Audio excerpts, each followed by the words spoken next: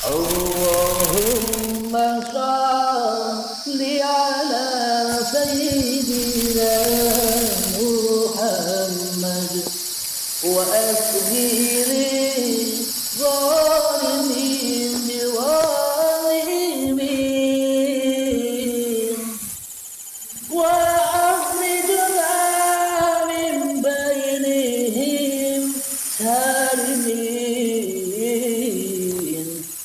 wa ala alihi wa sahbihi ajma'in. Assalamualaikum warahmatullahi wabarakatuh.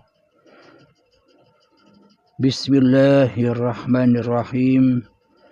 Ashhadu an la ilaha illallah wa ashhadu anna Muhammadar Rasulullah. Allahumma salli ala sayyidina Muhammad wa ala ali sayyidina Muhammad. Rabbi shrah li sadri wa yassir li amri wahlul 'uqdatam min lisani yafqahu qawli. Amin. Bismillahirrahmanirrahim. Salam hormat dan salam santun untuk saudara-saudaraku, sahabat-sahabatku tercinta, penyimak Uripe Allah channel dimanapun Anda berada. Semoga kita semua selalu mendapatkan rahmat dan hidayah serta syafaat dari Allah Subhanahu wa ta'ala. Amin ya rabbal alamin. Bismillahirrahmanirrahim. Kali ini kita mencoba menyusuri lagi alam ketiadaan kita, alam kegoiban kita, alam keadaman kita, yakni malam yang gelap atau di suatu malam.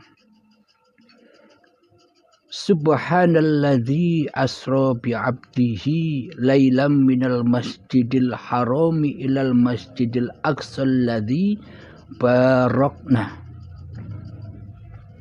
Maha suci Allah yang memperjalankan hambanya di suatu malam dari Masjidil Haram hingga ke Masjidil Aqsa yang penuh berkah. Itulah perjalanan malam masing-masing diri manusia kita. Perjalanan malam yakni dari tanah sampai menjadi bayi yang suci. Jadi tanah itu Masjidil Haram. Ketika sampai menjadi bayi, itulah yang dimaksud Masjidil Aqsa yang diberkahi, yakni bayi yang suci, yang diberkahi dan yang ditunggu-tunggu oleh ayah bundanya. Alhamdulillahirrabbilalamin. Itulah perjalanan kegoiban manusia kita. Itulah perjalanan malamnya kemanusiaan kita. Kita tidak tahu apa-apa karena kemanusiaan kita memang masih malam, memang belum dilahirkan. Bayi itu terlahir secara syariatnya memang terlahir. Akan tetapi hawa nafsu kita, diri kita belum lahir saat bayi. Karena itulah disebut malam. Karena itulah disebut Adam yang masih berada di dalam surga. Jadi Adam ingin makan sesuatu tidak usah pakai ikhtiar, tinggal minta datang, tinggal minta makan datang makanan, tinggal kita minta minum, datang minuman.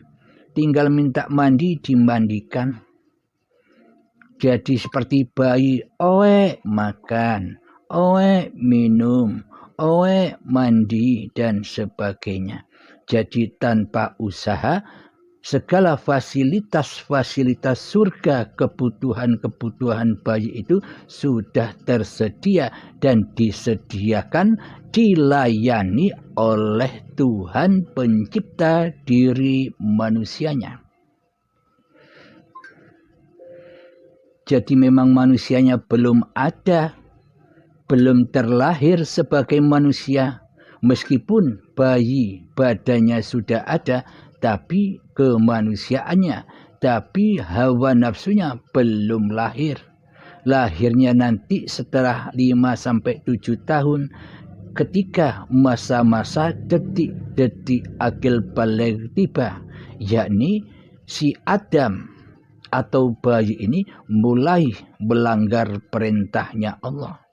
Jadi setiap bayi itu kullu nafsin dha'iqatul maut. Jadi setiap bayi itu pasti sama perjalanannya. Sama-sama makan buah khuldi, buah pengakuan diri, pengakuan bahwa hidup ini hidupku hamba, pengakuan bahwa badan ini badanku hamba. Sejak dimulai datangnya detik-detik akil baligh tiba. Itulah makna buah khuldi sejatinya. Buah pengakuan diri manusianya. Jadi yang kita kupas saat ini sebelum detik-detik akil baligh, ketika manusianya masih malam, masih diperjalankan, masih dituhani oleh Allah, karena manusianya belum menjadi Tuhan.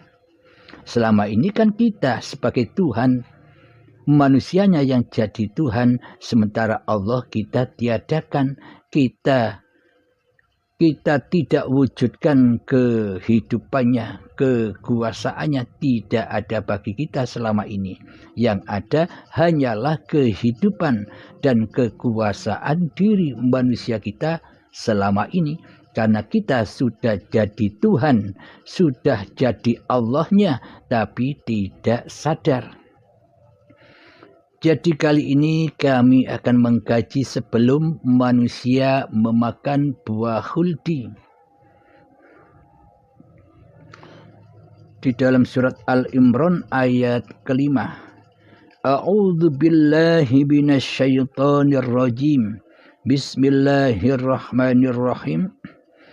Inna Allah la yakhfa alaihi syai'un fil ardi wala fis sama'. Bagi Allah tidak ada sesuatu pun yang tersembunyi di bumi dan di langit. Pemahaman mayoritas manusia selama ini, pemahaman kita selama ini kan kita mengangan-angankan langit dan bumi yang di luar diri kita. Jadi kita masih berpenampilan di luar diri, karena hawa nafsunya lah yang selama ini menjadi Tuhan bagi diri manusianya. Allahnya gaib, Allahnya tiada di hatinya. Akhirnya semua diangan-angankan, dibayang-bayangkan sesuai makom manusianya. Bila manusianya masih bermakom sebagai manusianya lah yang mentuhani dirinya sendiri, bila kita masih bermakom bahwa hawa nafsu kita sendiri yang lebih wujud daripada Allah, yang lebih hidup daripada Allah, yang lebih kuasa daripada Allah, pasti kita berpenampilannya di luar diri. Sehingga membayangkan nama-nama segala sesuatu, nama yang ada di luar dirinya. Karena kenapa kita selama ini kok berpenampilan berposisi di luar diri kita, karena memang manusia itu tak berkuasa apapun yang ada di dalam dirinya, karena manusia tak punya kekuatan apapun masuk ke dalam wilayah ketuhanan. Jadi manusianya hanya tampil di luar diri saja. Maka sesebutan apapun itu diangan-angankan kepada apa yang diangankan manusianya, yakni syariat, yakni dunia. Jadi yang dimaksud langit dan bumi ini ya langit yang di atas sana dan bumi yang kita injak selama ini. Jadi pengertiannya ya serba dohir, karena yang disembah di hatinya ya dohiriahnya. Tidak akan mampu menggapai makna yang mutasabihatnya, tidak akan mampu menggapai makna yang rahasia di atas rahasia, karena manusianya masih menjadi Tuhan, masih mentuhani dirinya sendiri daripada bertuhankan kepada Allah di hatinya, masih berwalikan kepada hawa nafsunya sendiri daripada berwalikan kepada Allah pencipta diri manusianya. Jadi yang diartikan langit dan bumi bagi manusia pada umumnya yang mengartikan ya langit dan bumi yang dohir, yang ada di luar dirinya, langit dan bumi yang ada di dalam bioskop, bukan yang ada di dalam filmnya. Jadi marilah kita kaji yang ada di dalam diri manusia. Jadi yang dimaksud innallaha la yakhfa alaihi syai'un fil ardi wala fis sama'. Bagi Allah tidak ada sesuatu pun yang tersembunyi di bumi dan di langit. Maksudnya bumi dan langit yang bagaimana? Yang tidak bisa bersembunyi dari Allah, yang tidak bisa lepas dari Allah yang menciptakannya. Jadi yang dimaksud ayat ini adalah ketika manusianya masih malam, ketika manusianya masih gaib, ketika manusianya masih diperjalankan Tuhannya, yakni Subhanalladzi asra bi'abdihi lailam minal masjidil haram ilal masjidil aqsa alladzi barakna, yakni tanah yang diproses oleh hidup sebagai cikal bakalnya badan-badan seluruh manusia ini. Tanah itu adalah yang dimaksud buminya. Cikal bakal badan inilah yang dimaksud buminya.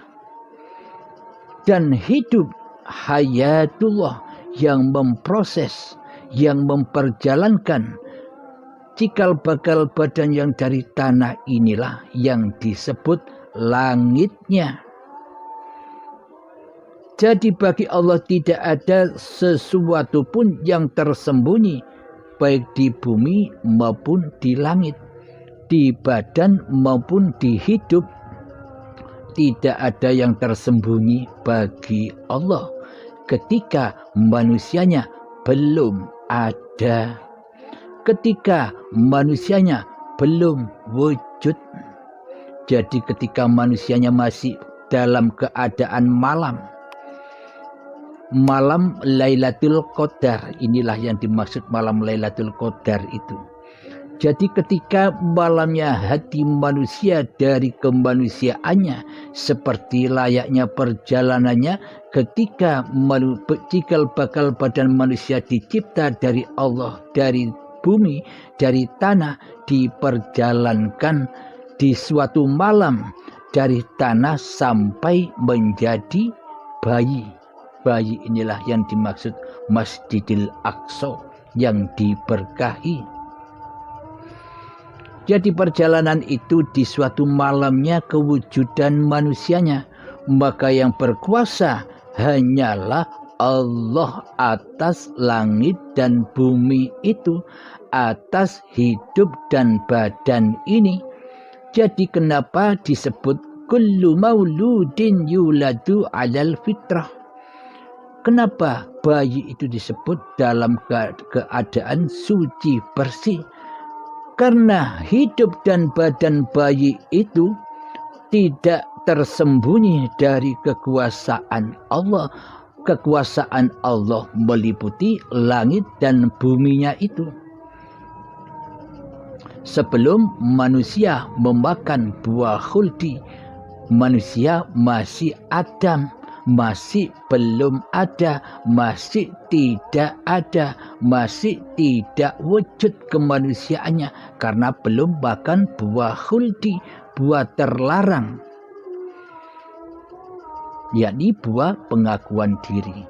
Jadi kapan ketika Allah berkuasa atas langit dan buminya manusia, lalu kapan ketika Allah berkuasa atas hidup dan badan manusia ini?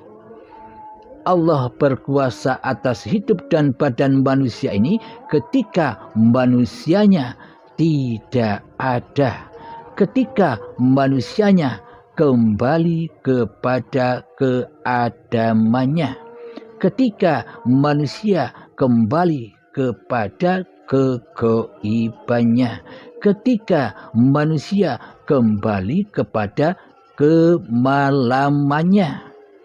Jadi tidak adanya kemanusiaannya, maka berkuasalah Allah atas langit dan buminya manusia. Jadi berkuasanyalah Allah atas hidup dan badan manusianya ketika manusianya masih belum wujud, belum didatangkan.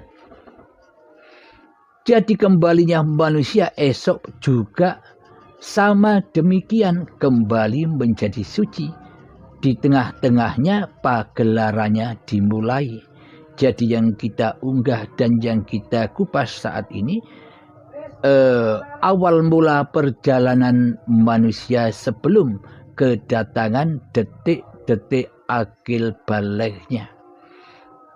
Jadi Allah tidak akan tersembunyi dari hidup dan badan manusia, dari langit dan bumi. Maksudnya langit dan bumi yang ada di dalam diri itu adalah hidup dan badan, inilah langit dan buminya.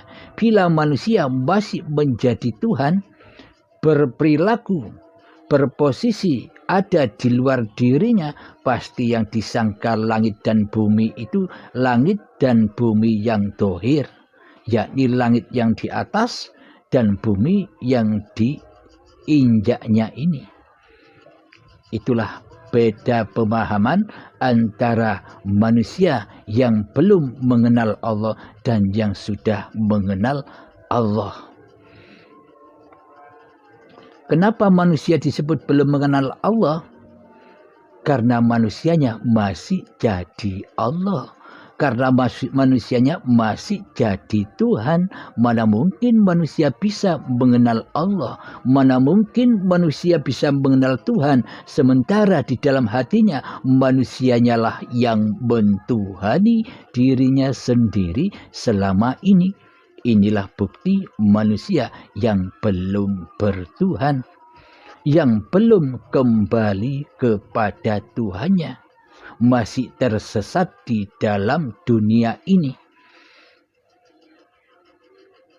Man kana fi hadhihi a'ma, barang siapa yang di bumi ini, di dunia ini buta mata hatinya kepada Tuhannya, fahuwa fil akhirati a'ma, maka di akhirat pun semakin buta mata hatinya. Wa adallu sabila, maka akan tersesat jalannya. Maka dari itu, mari kita belajar bersama mengenal Allah, diawali dengan mengenal sejarah hakikat diri manusia kita, yakni man arafa nafsahu, barang siapa yang sudah mengenal hakikat diri sejatinya yang sebenarnya gaib, yang sebenarnya tiada, yang sebenarnya malam, yang sebenarnya tak ada, maka faqad arafa rabbahu, maka nyatalah Tuhan pencipta diri manusianya. Jadi manusianya sudah menjadi makhluk yang hakiki, makhluk yang sempurna, makhluk yang tidak berasa menjadi khalik. Itulah yang dimaksud insan kamil, itulah yang dimaksud manusia yang sempurna, manusia yang sempurna penciptaannya sebagai makhluk, bukan sebagai khalik. Alhamdulillahirabbil alamin. Mari kita lanjutkan ayatnya dari Al-Imran tadi. Sekarang ayat surat Al-Imran ayat ke-6. Bismillahirrahmanirrahim. Huwallazi yusawwirukum fil arhami kaifa yasha. La ilaha illa huwal azizul hakim. Dialah yang membentuk kamu dalam rahim menurut yang Dia kehendaki. Tidak ada Tuhan selain Dia yang maha perkasa dan lagi maha bijaksana. Jadi kekuasaan Allah ini teraplikasi dengan nyata ketika manusianya masih gaib, ketika manusianya masih malam, ketika manusianya masih belum wujud, masih Adam. Maka teraplikasilah, maka bisa diketahuilah kemahaperkasaan Allah dan kebijaksanaan Allah. Bila manusianya tidak ada, tapi bila manusianya merasa ada, tapi bila manusianya merasa wujud, tapi bila manusianya merasa yang hidup, tapi bila manusianya yang merasa berkuasa, tapi biasanya manusia yang masih mengaku-akui badan ini sebagai badan manusianya, maka hatinya buta akan ayat-ayatnya Allah, buta akan hayatullah, buta akan kasih sayangnya Allah, buta akan bimbingan-bimbingan Allah, buta akan kecukupan-kecukupan Allah, buta akan pemeliharaan Allah, buta akan kasih sayangnya Allah terhadap setiap ciptaan-ciptaannya. Karena hatinya manusia buta, karena manusia sudah mentuhani hidup dan badan ini sebagai milik manusianya. Sifat dohir batinnya Allah dikuasai oleh manusianya, seolah-olah manusianya lah yang punya sifat dohir dan batin, padahal manusianya tidak punya sifat apa-apa kecuali hal yang tak dapat disebut di surat Al-Insan ayat pertama. Jadi makom itulah hal yang tak dapat disebut bagi manusia, itulah tempat kembali manusianya kepada Tuhannya, yakni hatinya sudah tidak jadi Tuhan lagi. Kapan? Ketika manusia kedatangan Baiatul Akbar, ketika syakaratul maut menjemput, ketika dikumandangkan hari pembalasan, dikumandangkan hari perhitungan, yakni diperhitungkan oleh Allah sebagai yang berhak atas hidup dan badan ini dan atas segala apa yang diakui oleh manusia di hatinya, diperhitungkan saat Baiatul Akbar, saat sakaratul maut tiba. tiba-tiba matanya terbelalak, kaget, terkejut. Di saat itulah pengembalian, penyerahan secara paksa dan siksa yang amat pedih di dalam azabnya syakaratul maut. Dulu manusianya ngaku-ngaku sebagai Tuhan yang mentuhani hidup dan badannya, diambil paksa, diperhitungkan kembali oleh Allah hak-hak Allah yang selama ini diakui sebagai hak manusianya, sedangkan Allah selama ini dianggap oleh manusia sebagai makhluk. Meskipun Allah dikatakan ada bagi manusia yang belum bertuhan, tapi di dalam hatinya berdusta. Mulutnya bilang Allah itu ada, tapi di dalam hatinya Allah tidak ada. Yang ada hanyalah diriku sendiri yang berkuasa atas hidup dan badanku sendiri. Inilah lambang contoh manusia yang belum bertuhan. Mohon maaf.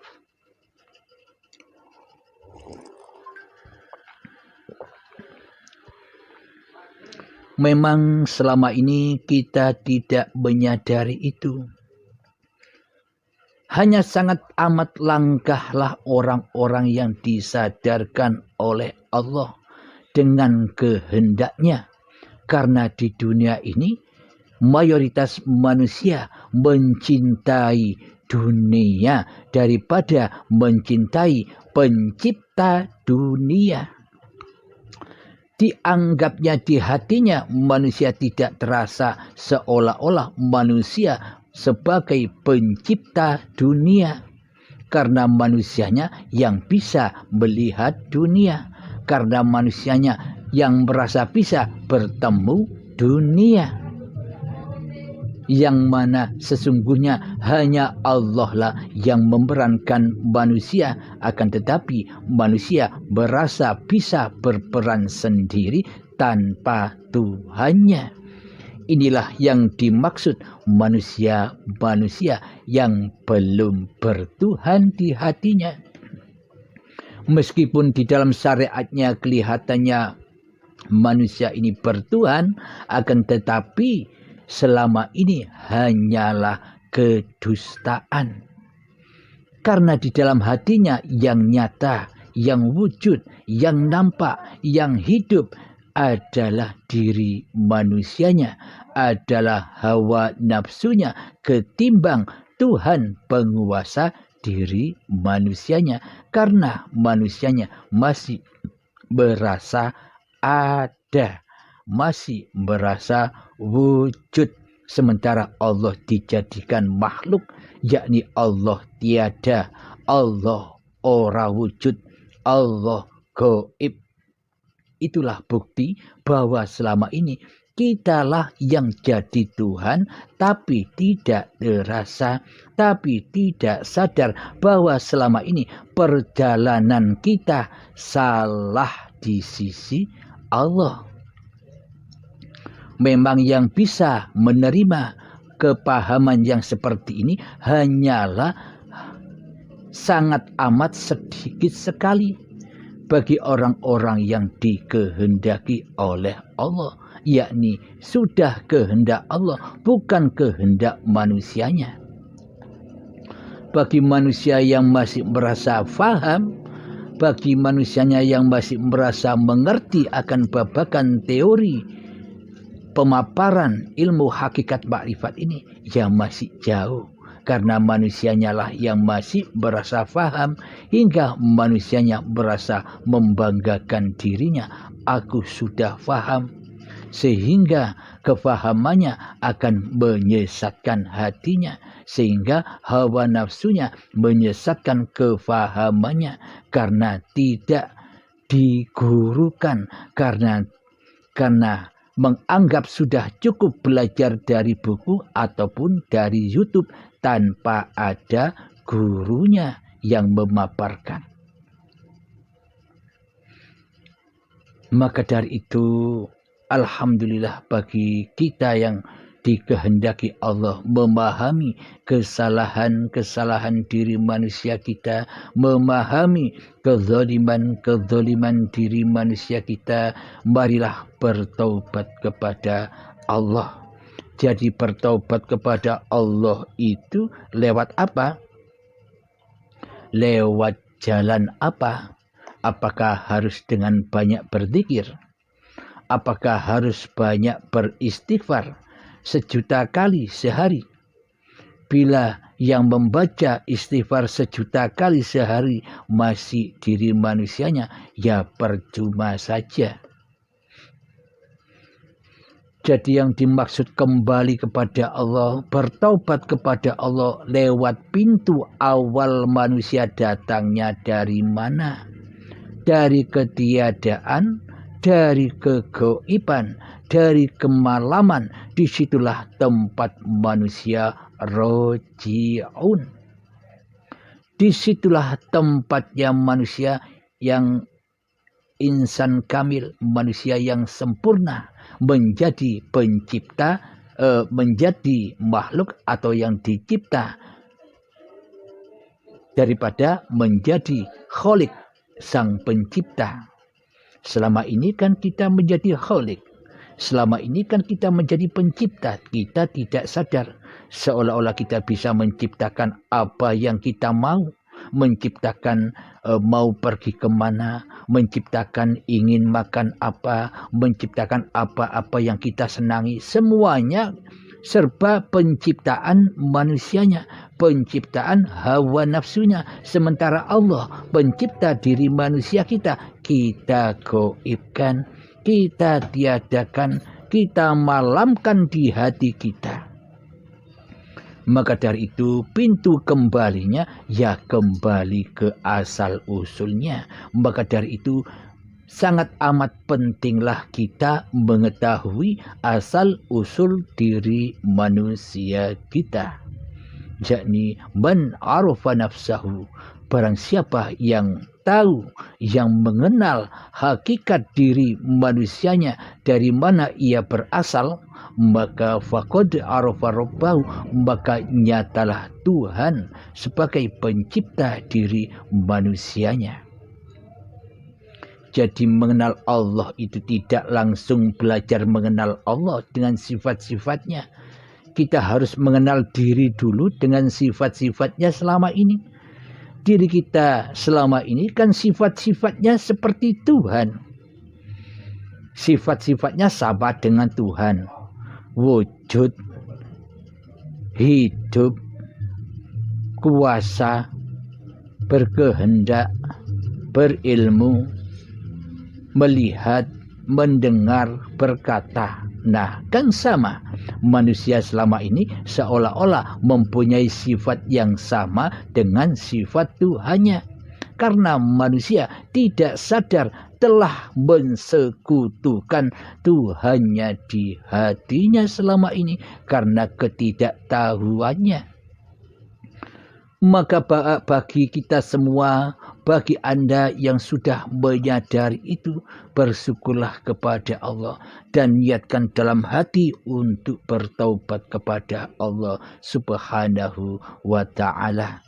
Jadi berhijrah dari alam kegelapan menuju ke alam terang benderang. Alam kegelapan kemanusiaannya menuju ke alam terang benderang hayatullah.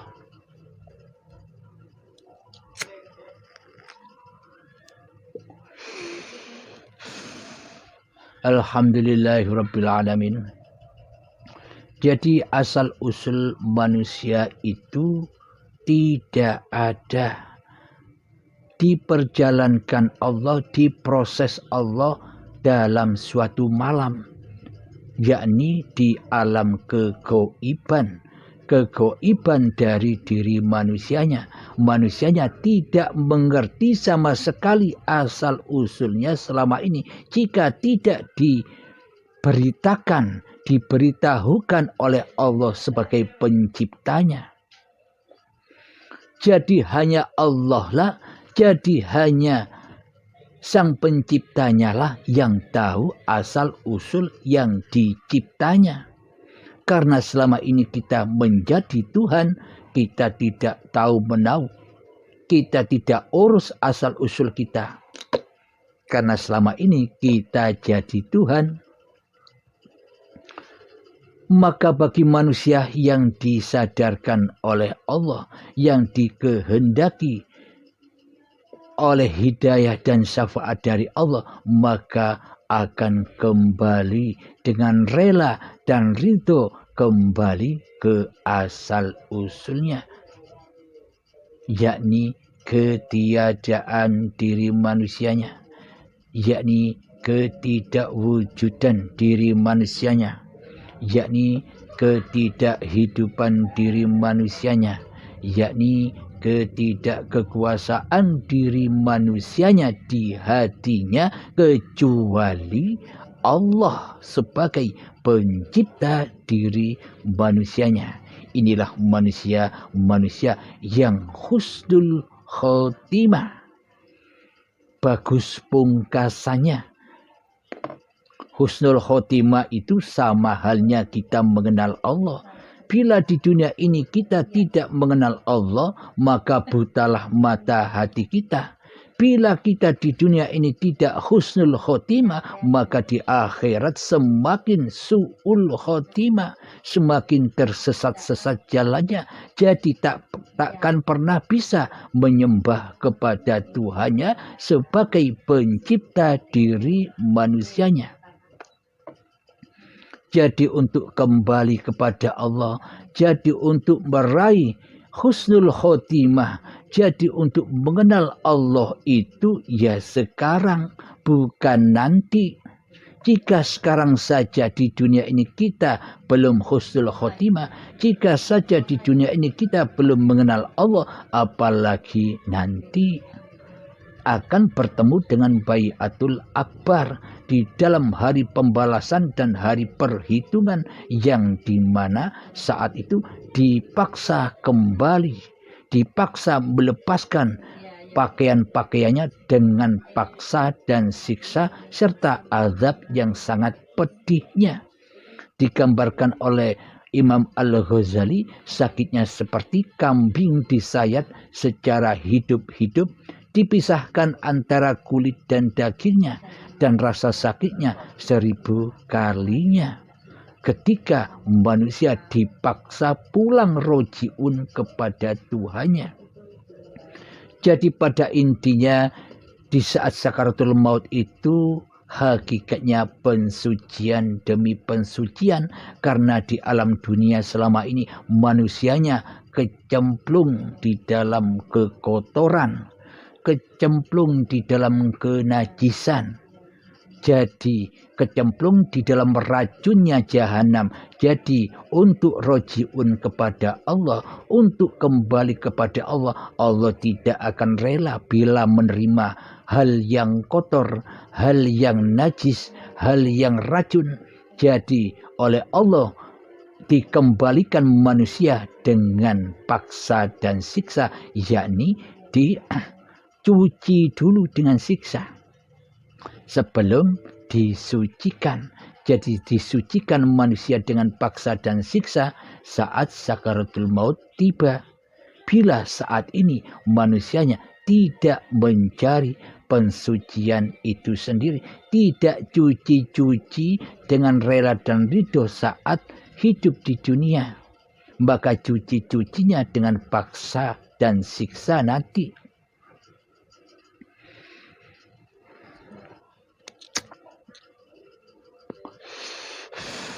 Kenapa kok kita diutus man arafa nafsahu? Barang siapa manusia yang bermakrifat kepada dirinya sendiri, barang siapa manusia yang bermakrifat kepada asal usul kejadian diri manusianya sendiri, maka ia akan selamat kembali ke asalnya, yakni asalnya kembali ke asal usulnya. Jadi jalan pulangnya ya awal ya akhir sama. Perjalanan awal dan perjalanan akhirnya sama. Awalnya goib, awalnya tiada. berakhir dengan ketiadaan, berakhir dengan kegaiban.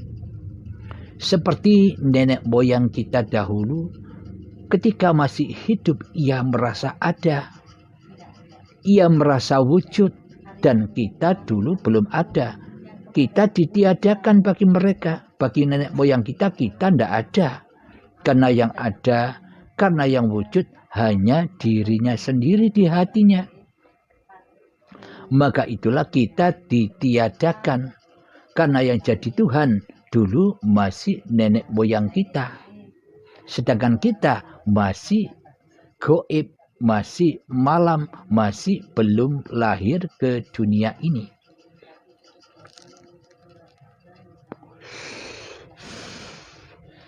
Setelah itu nenek moyang kita dipaksa kembali pulang kepada Allah, kembali ke alam ketiadaan dan kegaiban. Coba kita tengok, kira-kira nenek moyang kita yang dahulu, yang juga dahulu merasa jadi Tuhan, kira-kira sekarang ada? Kan tiada, kan gaib. Yang ada tinggal papan namanya saja, untuk kenang-kenangan, untuk sejarah. Sama halnya dengan kita. Kita saat ini pun begitu. Kita saat ini merasa ada, merasa wujud, merasa hidup, merasa nyata. Tapi orang-orang yang akan datang, anak cucu kita, cicit kita, di dalam hati kita masih gaib. Masih tiada mereka bagi kita. Sekarang ini hanya kitalah yang ada. Sekarang ini hanya kitalah yang wujud selama ini. Mereka tidak ada. Akan tetapi sebentar lagi kita pun sama kondisinya, sama posisinya seperti nenek moyang kita. Kita juga kembali ke asalnya, ke alam kegaiban, ke alam ketiadaan sebentar lagi, baik dengan rela dan ridho atau dengan siksa dan paksa. Jadi yang membedakan hanya itu, mengembalikan rojiun kepada Allah dengan rela dan ridho, yakni husnul khotimahnya sekarang, atau nanti kembali kepada Allah dengan siksa dan paksa. Ya, itu yang membuat perbedaan. Jadi manusianya sebelum mati suci dulu, tapi bagi manusia yang belum mengenal Tuhan sampai ajal menjemput, pensuciannya dengan paksa dan siksa. Setelah kita tiada, setelah kita gaib, maka nyatalah anak cucu cicit kita. Mereka merasa ada gantian, kita yang tidak ada. Bagi mereka nanti kita ora wujud, tidak ada, gaib, hanya tinggal papan nama saja, tinggal kenangan-kenangan saja, tinggal sejarah-sejarahnya saja. Lalu siapa yang membuat sejarah? Apa diri manusianya? Apakah nama-nama manusianya? Syariatnya demikian. Tapi yang membuat sejarah adalah hayatullah. Bagi orang-orang yang sudah kembali kepada Tuhannya akan tahu sejarah pagelaran yang ada di dunia ini.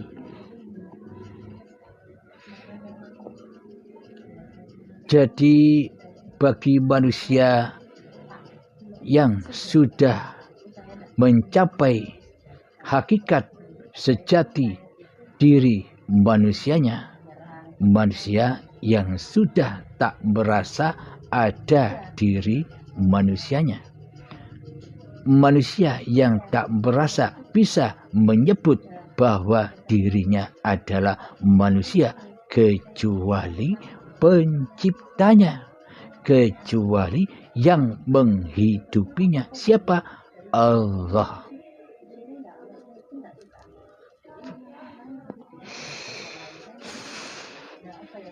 Jadi manusia yang insan kamil itu maksudnya sudah teraplikasi dengan nyata di hatinya doa Rabbana atina fid dunya hasanah. Wahai Tuhanku, berilah aku kebaikan di dunia ini. Wa fil akhirati hasanah, dan berilah aku kebaikan akhirat. Wa qina adzabannar, dan selamatkanlah aku dari api neraka. Coba Anda perhatikan kalimat ini. Rabbana atina fid dunya hasanah wa fil akhirati hasanah wa qina adzabannar. Jadi azabnya anar, azabnya jahanam itu ya ketika masih ada dunia dan akhirat. Maksudnya masih adanya langit dan bumi. Neraka jahanam itu membara-membara ketika masih ada manusianya, yakni dunia akhirat. Yang dimaksud hidup yang masih diakui oleh hidup manusianya, itulah dunia, bahan bakarnya anar. Jadi manusia takkan bisa selamat dari azab neraka, azab benar. Ketika manusia masih belum sadar bahwa hidup ini sebenarnya bukan hidup manusianya. Bila manusia sudah sadar bahwa hidup ini Allah, maka manusianya kembali kepada kemakhlukannya. Manusia kembali kepada ketiadaannya. Manusia kembali kepada kemalamannya. Bila manusia sudah kembali dengan rela dan ridho kepada Tuhannya, maka aplikasi Rabbana atina fid dunya hasanah wa fil akhirati hasanah wa qina adzabannar. Itulah lambang orang-orang yang sudah beriman di hatinya kepada Tuhannya. Jadi meskipun ada api yang membakar, hatinya tetap dingin. Meskipun banyak masalah-masalah di luar dirinya, masalah babakan dunia, tapi hatinya tetap tenang, tetap dingin. Seperti halnya Nabi Ibrahim, meskipun dilempar di dalam api, tapi selamat, tidak memanaskan dan tidak membakar Ibrahimnya. Jadi halnya sama dengan diri manusia yang sudah beriman kepada Tuhannya. Jadi hatinya sudah bebas dari anar. Ketika banyak masalah-masalah yang ada yang tampil di luar dirinya, ia enjoy saja. Hatinya sudah tenang karena hatinya sudah bertuhankan kepada Allah, tidak bertuhankan kepada masalah-masalah yang dihadapinya. Itulah tanda-tanda manusia yang sudah bertuhankan Allah, hatinya akan selamat dari mara bahaya.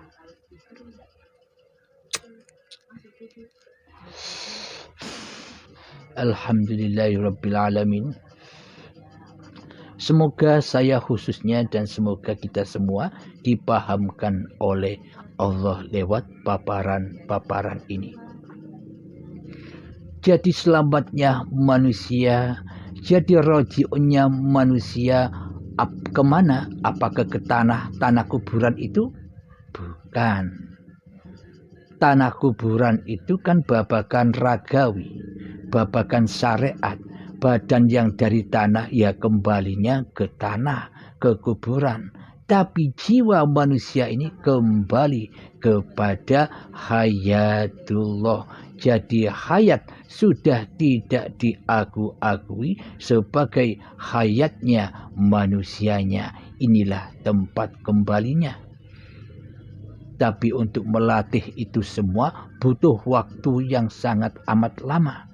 Jangankan untuk melatih itu, memahami ilmunya saja sangat berat. Apalagi mengaplikasikannya. Hanya orang-orang yang dikehendaki Allah sajalah yang bisa. Ingat, bukan kehendak manusianya, bukan hawa nafsunya, akan tetapi kehendak Allah, ya Allah sendiri. Jika kita masih terbelenggu oleh hawa nafsu kita yang merasa faham, yang merasa pintar, maka kita akan terjebak dan akan disesatkan kepahaman kita oleh iblis dan setan, sehingga hanya untuk debat-debatan, tidak untuk diaplikasikan di dalam kehidupannya.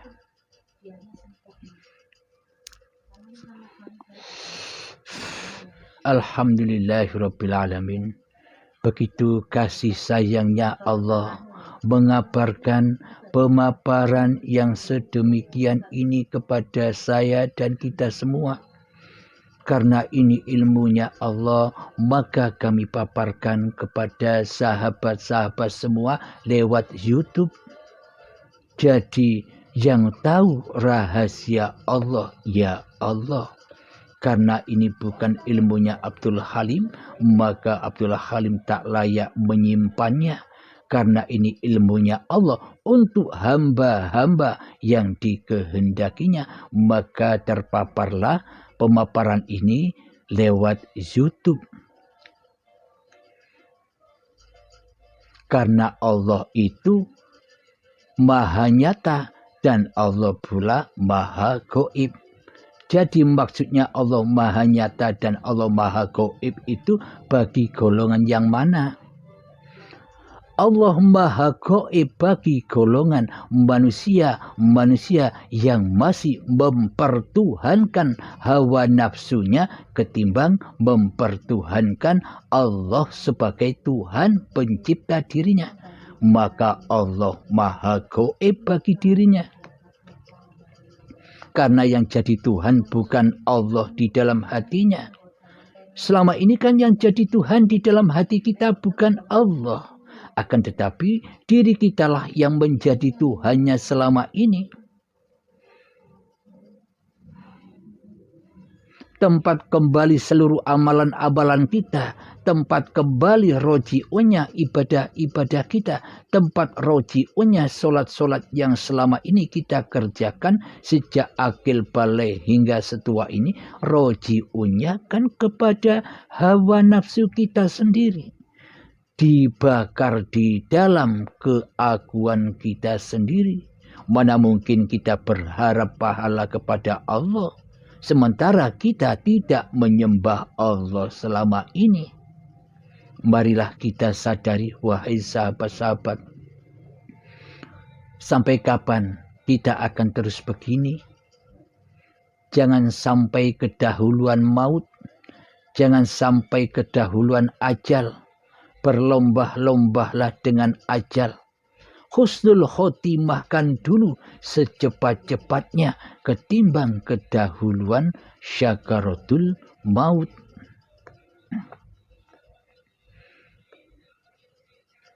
Tujuannya untuk apa manusia diperjalankan oleh Allah di suatu malam? Tujuannya adalah haulahu linuriyahu min ayatina, supaya manusia bisa menyaksikan ayat-ayat kami, kata Allah. Bagaimana mungkin kita menyaksikan ayat-ayat Allah sementara kepada Allah saja kita tidak tahu? Jadi ayat-ayat yang kita pandang selama ini, jadi ayat-ayat yang kita dengarkan selama ini, itu ayat-ayatnya makhluk, bukan ayat-ayatnya Allah. Karena di dalam hati kita masih hawa nafsu kita lah yang mentuhani selama ini. Akan tetapi Allah maha nyata. Itu bagi siapa? Bagi manusia yang sudah kembali ke asal usulnya, yakni kembali kepada malam, yakni kembali kepada kegoiban, yakni kembali kepada Adam. Disitulah yang menyaksikan ayat-ayatnya Allah, ya Allah, yang menyaksikan ciptaan-ciptaan Allah, ya Allah sendiri. Apalagi siapa yang menyaksikan manusia dan siapa yang bisa menyebutkan bahwa diri kita ini adalah manusia, ya Allah sendirilah yang menyebutkan bahwa diri kita ini adalah manusia. Karena Allah lah yang mencipta dan Allah lah yang menamai dengan sesebutan manusia. Alhamdulillahirabbil alamin. Semoga saya dan semoga kita semua selalu rojiunkan hati kita kepada Allah Subhanahu wa Ta'ala lewat memalamkan, lewat mengheningkan, lewat mentiadakan, lewat menggoibkan kedirian manusia kita di hati kita hingga faqad arafa rabbahu, maka nyatalah Tuhannya. Alhamdulillahirabbil alamin. Akhir kalam, Rabbana atina fid dunya hasanah wa fil akhirati hasanah wa qina adzabannar. Rabbana atina fid dunya hasanah wa fil akhirati hasanah wa qina adzabannar. Rabbana atina fid dunya hasanah wa fil akhirati hasanah wa qina adzabannar. Wa sallallahu ala sayyidina Muhammad wa ala alihi wa sahbihi wa sallam. Walhamdulillahi rabbil alamin. Assalamualaikum warahmatullahi wabarakatuh.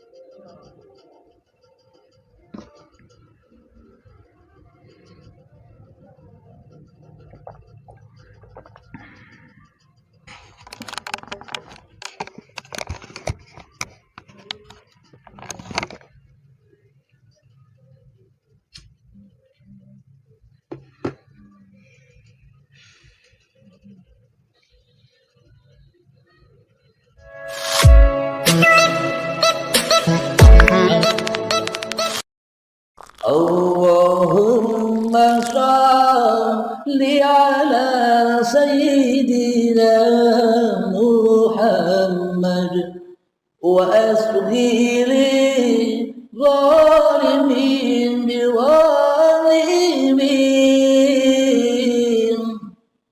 wa akhrijna min bainihim salimin wa ala alihi